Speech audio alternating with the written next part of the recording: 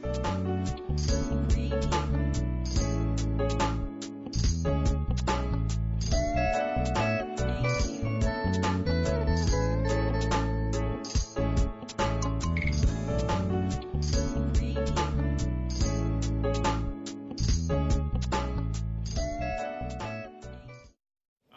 once again, welcome to the last of our days of assemblies on issues of freedom. I think everyone has gotten a lot out of the week's work, and it's pointed up a variety of issues that are important for you to think about. I'll repeat to you one of the ideas that I've mentioned a couple of times before, is to think outside of your own culture. Because it's very, very easy when we live in a real stable society to forget about the idea that freedoms do not sort of magically appear. They are guaranteed by certain kinds of processes that are activated within a society. And so it's real easy, just because we enjoy things, to forget about them. So I think one of the ideas that we've been working on is a sense of gratitude and a sense of looking a little bit broader, looking outside the limits of just Somerville or South Carolina. Here's what we're going to do today. We're going to have we're going to have one student who's this year's winner of the oratory contest, and then we're going to have a speaker.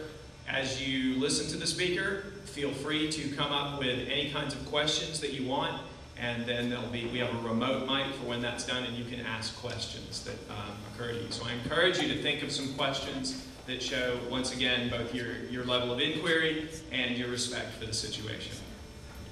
We're going to begin with the 2005 oratory winner, 10th grader Heather McIntyre.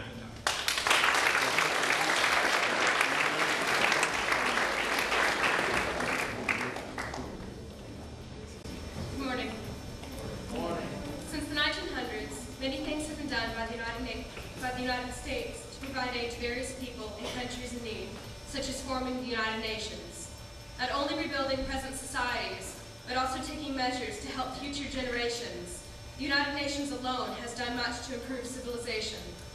To unite the world and deliver aid to those in need, the formation of the United Nations has been the most profound step the United States has taken to reconstruct the broken world into a more peaceful one.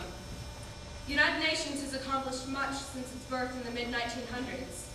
After the First World War, an assembly of countries unified under the Treaty of Versailles named themselves the League of Nations.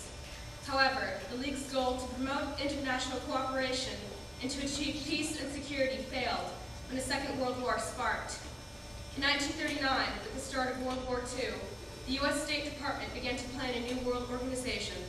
Christened the United Nations in 1941 by President Roosevelt, 26 countries joined to fight the Axis powers and vowed to restore peace to the world as a group. On the 24th of October, 1945, China, France, the Soviet Union, the United Kingdom, and the United States authorized the United Nations Charter, officially bringing the UN into existence. The preamble of the United Nations Charter states that we, the peoples of the United Nations, are determined to save succeeding generations from the scourge of war. The UN has kept its promise by preventing abundance in nuclear materials. By inspecting nuclear reactors in 90 countries, the UN ensures that no country will divert its nuclear materials for military use in future conflict. Also, clearing landmines from past conflicts has seized much time from the United Nations. In an international effort to protect the innocent from death or maiming, former battlefields in many countries are being swept for landmines. In countries torn by violent conflicts, the UN has established children as a zone of peace. By sending organizations such as the United Nations International Children's Emergency Fund, also known as UNICEF, to countries in need, the UN has given children the chance for healthy lives through medical attention and vaccinations for deadly diseases. For present generations, the United Nations wishes to promote social progress and better standards of life. For 30 million victims of war, famine, persecution, the United Nations has raised the bar for living standards. The UN currently offers aid to over 19 million refugees in forms of shelter, medical aid, education, and prevention of alienation from one's home country. The United Nations recognizes many groups who fail to be represented in government. The elderly, the youth, the homeless, the disabled, and those native to the country are given a voice in government due to the UN. To reach the full potential of human skills, the United Nations promotes development. countries, projects involving agriculture, industry, education, the environment, and health have been developed to improve life at present. The formation of the United Nations has been the most profound step the United States has taken to reconstruct the world. In 50 years, the United Nations has accomplished much in bringing nations closer to peace and rebuilding the world as a better place for future generations.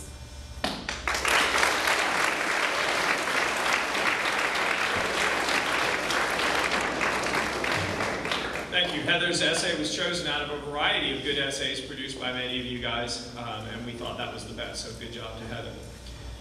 We also have just an announcement. The artists themselves are not here because they're in middle school, but we did, instead of an essay contest, we did an art contest. We have we have one winner and one honorable mention. The honorable mention is Max Newman, Freedom Flag, which is there on the, I guess, your right. And the winner is Taylor Newman, The Wind of Freedom. So those are your middle school winners. You can, I guess, give them some applause in a sense.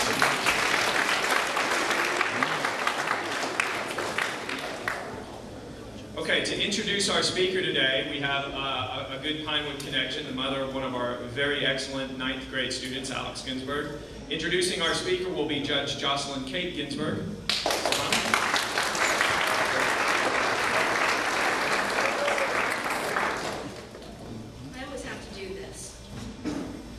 Good morning, ladies and gentlemen. I am very honored and privileged to have been asked to introduce your speaker for this morning's assembly. You will find that this man is a man of knowledge, and I will prove that to you when I read to you his educational and professional accomplishments. This man, you will find, is a man of passion, and I will prove that to you. Well, he will prove that to you after you hear him speak. Anthony Kowbeidu hails from the African country of Liberia. In his native country, he earned a diploma in theology from Seth C. Edwards Theological Seminary. He didn't stop there, and he traveled across the ocean and came to South Carolina and earned a Bachelor of Science in Sociology from Voorhees College, South Carolina. His thirst for knowledge did not continue, and he earned a Master's of Divinity from the University of the South.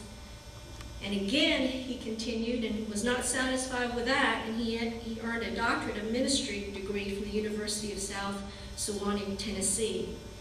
Anthony Kowbeidu is now an Associate Rector for the Outreach Mission and Evangelism at St. Andrew's Episcopal Church in Mount Pleasant. His ministry includes the Charleston County Juvenile Drug Court Program, which I and another family court judge preside.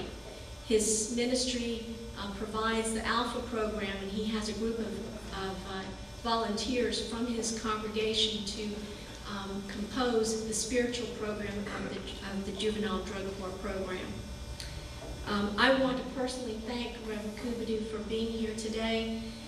He agreed without hesitation to speak with us today, and today is his day off, so I think he really does deserve a round of applause for that. But let me tell you, I would be remiss in failing to tell you what his greatest accomplishment is, and I believe he believes that to be, and that is that he married a Carolina girl. And her name is Valerie. She's sitting right there.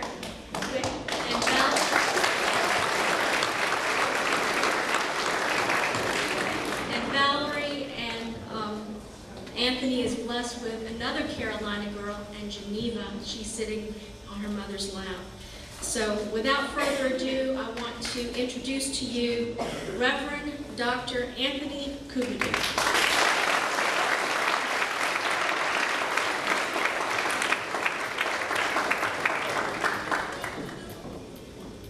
Thank you so kindly, Judge. I have the privilege to work with Judge Kate, and you cannot find a more pleasant person to work with than this honorable woman. And for that, I'm very grateful. I bring you greetings from your sisters and brothers in Africa, especially Liberia, the west coast of Africa.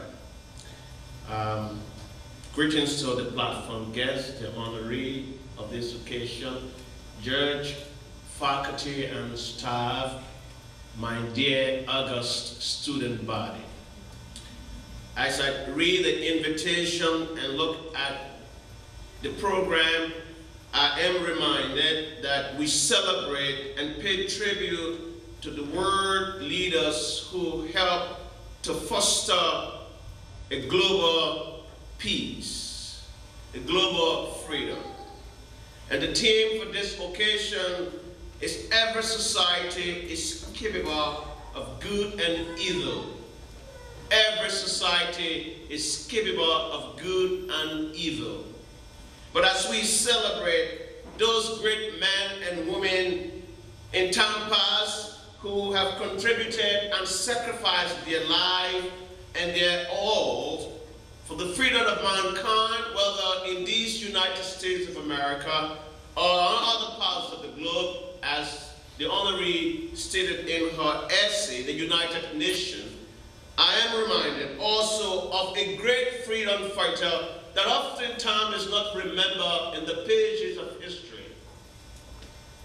I pay homage and respect and tribute to Mohammed Gandhi of India, Winston Churchill of Great Britain, Mother Teresa, after she was British, and I see here on your brochure from Yugoslavia, but we know she gave her life to Calcutta in India, Nelson Mandela, my brother from Africa, and the Dalai Lama of Tibet, Albert Einstein of Germany. These are all great men and rightly deserve our tribute, our respect, and our recognition. But I also bring to you this morning a great American who, because of whose interest and sacrifice and dedication and love of God and reverence of God's creation, organized an organization called the ACS, the American Colonization Society. We subsequently gave birth to Liberia, my country. And that person, who I think is a fine man, a man of God, a freedom fighter, and the lover of God's people, is and was the Reverend Robert Finley. As you know, not free, they are free now.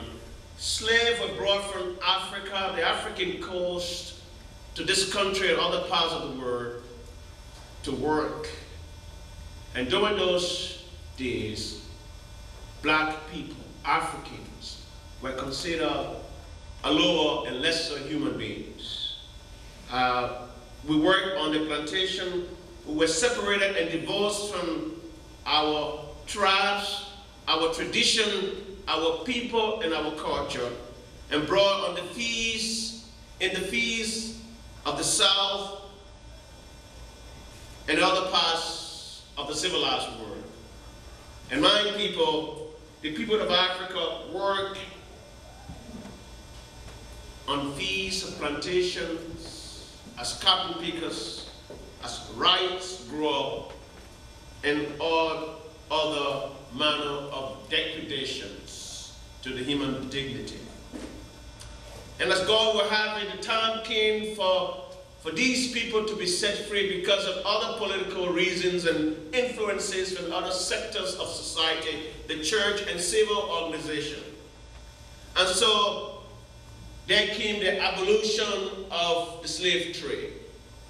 And now the former slaves were free and in the streets of these United States, and life became a nightmare for the free slaves. At least when they were in slavery, they had place to stay, they had food to eat, and they had people to care for them. Now they are free and independent of the slave master, and roaming the street of America, had no place to stay, no training, no career, no means of livelihood. And I think suffering became worse. The story of the free slave brings to mind the episode of the children of Israel in Egypt. Under Pharaoh, they were suffering, but they had some stability. When God moved Moses to deliver his children from Israel, and they were wandering in the wilderness for those 40 years, we heard the children of Israel crying to Moses, to Aaron, and to Joshua, at least when we were in Egypt under the banish of Pharaoh, life was good. But now we are languishing in freedom. So it was the case of the free slaves, the free men of color as they were called them, languishing in the streets of the United States of America, and life was bleak. And so a minister, a man of God, the Reverend Robert Fielding, brought some people together in all phases of life, all spectrum of the society, government, and the churches and civil organization, and said to this gathering, we must be of God's business. We must make sure that these free men do not languish in the streets of America hopelessly. Let us organize and send them back to Africa. Find them a home to resettle. Out of this meeting was born the ACS, the American Colonization Society, which was founded in 1816 to assist black people to return to Africa. My brothers and sisters, out of this repatriation came the nation Liberia. The ACS sent 2 men to Africa after this organization was born. And those guys stole the west coast of Africa and came to a country on the west coast on the Atlantic Ocean. And they found a place called the Providence Island, uninhabited. And they entered into a dialogue with the indigenous in that part of the world. And some ransom was paid, and Ebenezer and Burgess returned back to the United States and told the ACS, we have found a place to resettle these free men of color. And in 1822, the first repatriation program began from Charleston. Before the end of the century, 12,000 black were exited out of this country to a country called Liberia.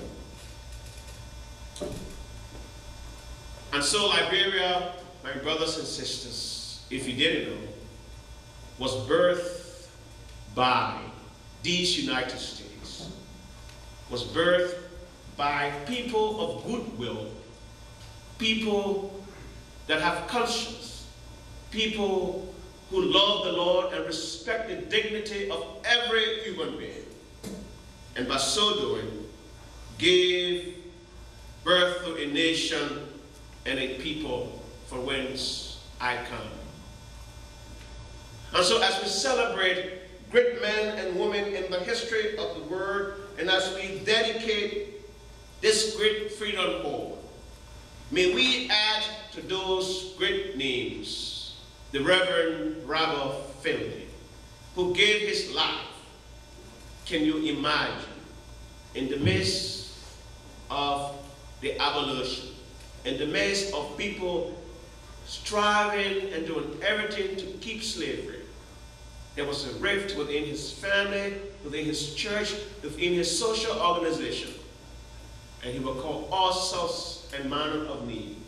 But he laid down his life that mankind made in the image and likeness of God will be free, free as human being, free to exercise the God-given right, freed from the evil of the day, and free to be respected as people.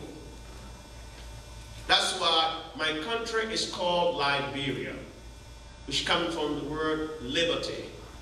And that's why the capital city of Liberia is called Monrovia, because of the American connection. The capital city of Liberia is named after President James Monrovia. So if you didn't know that these United States gave birth to a country on the west coast of Africa, now you know.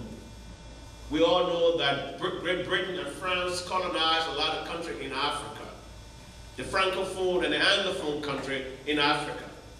But Liberia is known by many sectors of higher education, among many schools of thought, that many people know that Liberia, the country of 43,000 square miles on the west coast of Africa on the Atlantic Ocean, came to being because of the good men and women of this country who resigned themselves to bring freedom and dignity and honor and pride and to restore the hope of God's people. So as we pay tribute to Muhammad Gandhi and Winston Churchill and Mother Teresa and Nelson Mandela and Della Lema and Albert Einstein, I beseech you, dear friends, to pay homage to a person whose life and mission and vision spell out the word freedom. Freedom. Freedom. Because of Robert Finley, we have a nation and a country and a people who owes America, in the dream of Robert Finley, a great deal of gratitude, a profound sense of gratitude, and a heart of appreciation. So what is Liberia today? After the repatriation on beginning August 8, 1822, the free slave from this country, free men of color from this country, went back and established a government that was patterned and is patterned after that of these United States. Our flag, the flag of Liberia, is patterned after the flag of the United States, except it has one star, and you have several. The government of Liberia is patterned after your government, the parliament, the executive branch of government, and the judicial branch of government. We have a president, we have a Capitol building where our Congress sits. We don't have the White House, but we have the executive mansion. And we have the Supreme Court, the Chief Justice, and 4 Associate Justices.